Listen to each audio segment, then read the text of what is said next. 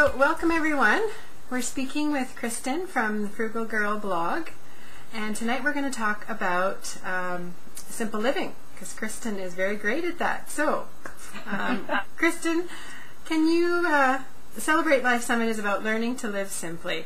It's about learning to live within your means. Have you always been frugal? Actually, I have. I think it's just in my bones. I remember when I was a kid living at my parents' house, where obviously I didn't have to pay any of the bills.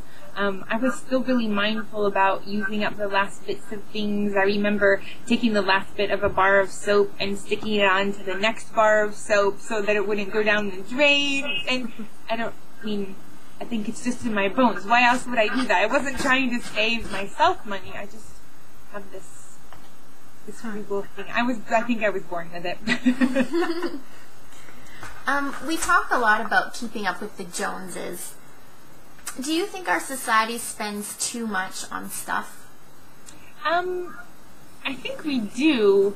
It's hard to say for each individual person, but when you look at society as a whole, it does seem like we have too much stuff.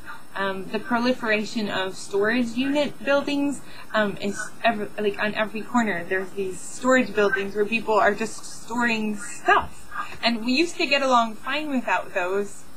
And I don't think it's just that people have smaller houses. I think people just have more stuff now than they used to. And I think when you get too much stuff, you start to not value it as much. And so the stuff that you have isn't really bringing you as much joy as it should. I'm sure you've noticed this with kids, that sometimes if they have a whole bunch of toys, they don't really value them very much, whereas if their toys are more pared down, if they have 3 stuffed animals instead of 33, they probably enjoy those 3 more than they would have enjoyed each of those 33 stuffed animals. Yeah. A lot of people think that being frugal means not having any fun. What would you say to those kinds of people? I would say having money in the bank and not having debt is way more fun than worrying about paying the bills. The consequences of not living within your means are just so unpleasant. I don't think there are any trade-offs or any fun that money can buy. And I also think that there are lots of ways that you can have fun without spending gobs of money. Definitely. We agree. Yeah. What are some of the ways that you and your family save money and have fun? Well, I think there's lots of options. Some things that we like to do, we like to go and take a trip to our local parks. We'll bring a picnic with us and play in the playground and walk by the water. We live near the water in my neighborhood, so the kids and I will sometimes pack up a lunch and go down and have a picnic at the pier. We play card games and board games. We eat dinner together. We read a book out loud together. As a family, we've been reading through the Chronicles of Narnia and James and the Giant Peach, Charlie and the Chocolate Factory. And that's free. We get a library book, and we have these wonderful adventures together through books.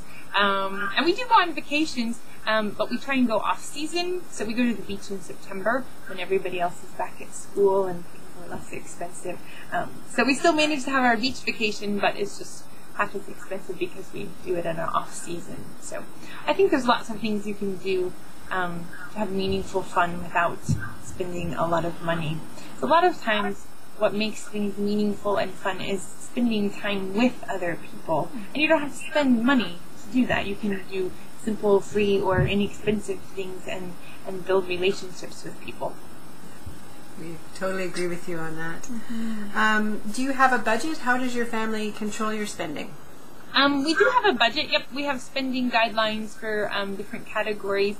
And one of the most helpful things we do, we have through the bank called ING. It's an online savings bank, and they allow you to have as many savings accounts as you want. So we have separate ones for a lot of our budget categories, like vacation and Christmas, car repairs, medical expenses, and every month we have a certain amount automatically deducted from our checking account and sent to those savings accounts. So that makes it easy to save up for bills that aren't regular and that they don't come every month, but that you know are going to, you have to spend money at Christmas. So right after Christmas in January, our first payment goes into our Christmas account, so all year we're saving up to pay for Christmas. So that's one of the most helpful things we've done. I love my ING accounts. Love, love, love. That's cool. Wow. That is cool. And you can do that with other banks too. I know there are several other online banking accounts. A lot of people do it with envelopes and cash. You just put a certain amount of cash in there every month.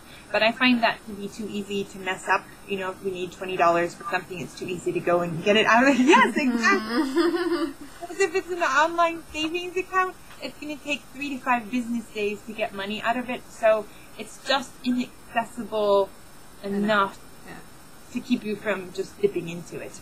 Right. Smart. What is the number one thing that people can do right now to be more frugal and save money? My number one tip is almost always to plan a menu, because planning a menu has just so many benefits. Probably the best thing about it is that it can prevent you from eating out, because if you don't have a plan in place and you haven't made a good grocery list based on your menu plan, it's just so easy to take out. It's just so tempting.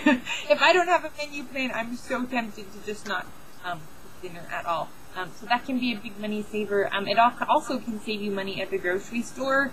I know when I go grocery shopping without a menu plan, I tend to just kind of buy willy-nilly and I think, well, I may make this, and I may make this, and we'll have some broccoli and some lettuce, and I just end up buying more food than I need to buy, and I end up wasting some of it, so then there's some more money gone. Right.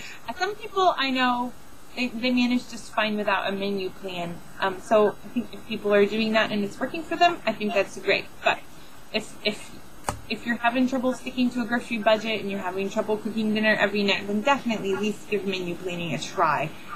It will probably work wonders for you, even if you don't really like doing it like me. One other thing I'd suggest is just that people think before they spend. Before you buy something, you should ask yourself, do I really need this? Could I borrow it? Could I buy it used? Just being more mindful of what's coming out of your bank account. You have a book called Reuse, Refresh, Repurpose. Do you want to tell us a little bit about that? Yes. It's my first ebook. I decided to give that a try. It was a pretty long, laborious process, but I did finally finish it. It's all about ways to reuse, refresh, or repurpose old clothing that might normally get thrown out. A lot of times if you have clothes that are in good shape, you can hand them down to somebody or donate them to a thrift store, but there are a lot of times where there's clothes that have holes in them or hopeless stains, and there's not really anything you can do with them except for throw them away, or that's what most people think. So my book is a collection of 20 ideas for ways that you can save clothes from the trash can, and they're all illustrated with pictures and step-by-step instructions, and a lot of them don't even require a sewing machine. So I tried to pick ideas that were manageable and also practical, because sometimes when I read lists of ways to reuse toilet paper tubes or whatever, there's a lot of ideas there, but some of them aren't really very useful or practical, and that's not a lot better than just throwing something away. So I wanted my ideas to be practical and useful. Cool. Great. Thanks for talking with us. Can you tell our viewers where they can contact you on the web? Yes. If you go to www.thefrugalgirl.com, you can see my daily blog posts, and you can sign up to get email delivery of those blog posts, and you can also buy my ebook. It's only $3.99. A great bargain. You can buy that right there at my blog. Wonderful. Awesome. And you're on Facebook too, right? I am. Yes. Yep. I'm just on there. Facebook.com/thefrugalgirl. And I'm on Twitter too as the Frugal Girl. Wonderful. Thank you so much for all the tips. I feel inspired. Yeah, for sure. Yeah, we'll definitely try some of those out. Good. All right.